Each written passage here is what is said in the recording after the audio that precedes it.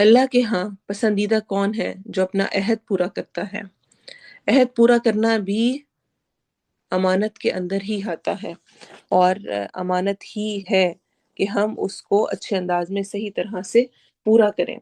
آپ صلی اللہ علیہ وسلم نے فرمایا، جس نے تمہارے پاس امانت رکھی ہے اس کی امانت ادا کرو، اور جس نے تم سے خیانت کی ہے اس سے خیانت نہ کرو۔ ابو داؤد کی روایت ہے۔ اللہ تعالیٰ کو اور پیارے نبی محمد صلی اللہ علیہ وسلم، جو کہ اللہ تعالیٰ کی گائیڈنس میں ہمیں ساری تعلیمات دے کر گئے کہ بھئی کوئی بھی تمہارے پاس امانت رکھوا رہے اس کو ادا کر دو، اس کو بھی مینشن کیا گیا۔ اور جس نے تم سے خیانت کی، اس نے اپنی امانت پوری نہیں کی، اس نے اپنا وعدہ پورا نہیں کیا، اس نے اپنا عہد پورا نہیں کیا، اس کو جو بھی ذمہ داری جو کچھ بھی تھا وہ اس نے پورا نہیں کیا، تب بھی میرا اور آپ کا کام کیا ہے؟ اس سے خیانت نہ کرو۔ ہم فوراً بدلے پہ اتر آتے ہیں، اور پیارے نبی نے کیا کہا؟ جو تم سے خیانت کرے تم اس کے ساتھ خیانت نہ کرو۔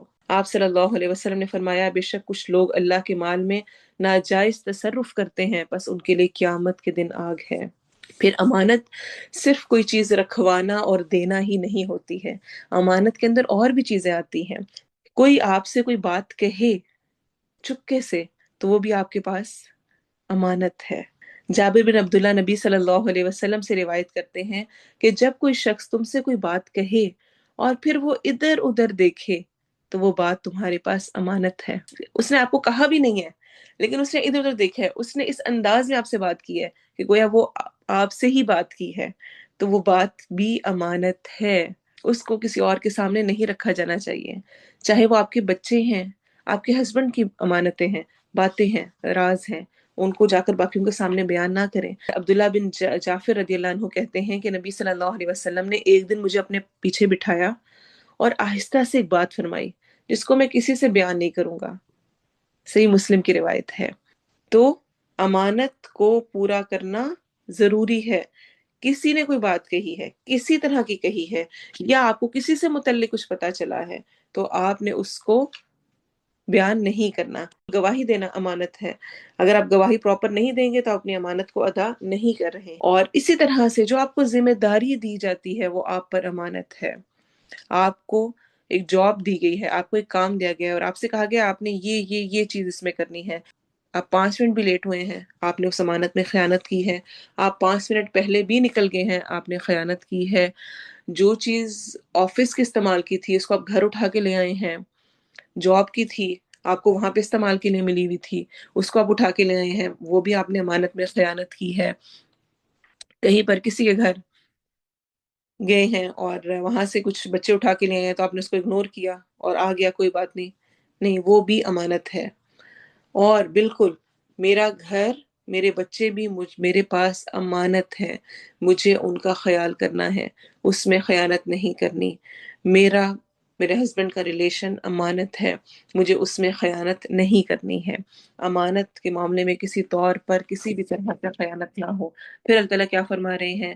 ان الذین یشترون بعہد اللہ وایمانہم ثمنا قلیلا اولئک لا خلاق لهم في الآخرة ولا يكلمهم الله ولا ينظر إليهم يوم القيامة ولا يزكيهم ولهم عذاب أليم۔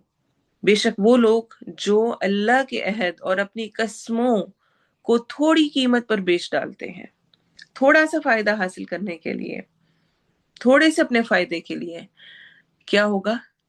یہی لوگ ہیں نہیں کوئی حصہ ان کے لیے آخرت میں، اور نہ کلام کرے گا ان سے اللہ، اور نہ وہ دیکھے گا ان کی طرف قیامت کے دن، اور نہ وہ ان کو پاک کرے گا، اور ان کے لیے عذاب ہے۔ اسکالرز کہتے ہیں جب کسی بھی چیز کے بارے میں اللہ تعالیٰ کی طرف سے اس حد تک سخت وعید ہو کہ اللہ قیامت کے دن اس سے کلام بھی نہیں کرے گا، اس کو دیکھے گا بھی نہیں، اس کو پاک بھی نہیں کرے گا، اس کا مطلب ہے یہ کبیرہ گناہ ہے، بڑا گناہ ہے۔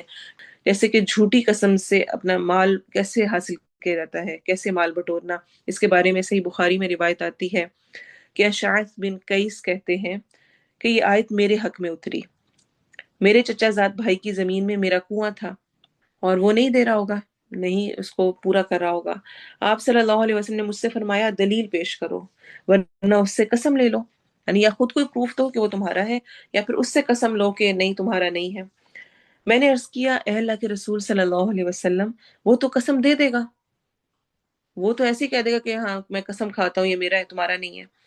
آپ صلی اللہ علیہ وسلم نے فرمایا جو شخص کسی مسلمان کا مال مار لینے کی نیت سے خواہ خواہ جھوٹی قسم کھائے تو جب وہ اللہ سے ملے گا تو اس وقت اللہ اس پر غضبناک ہوگا۔ صحیح بخاری کی روایت ہے۔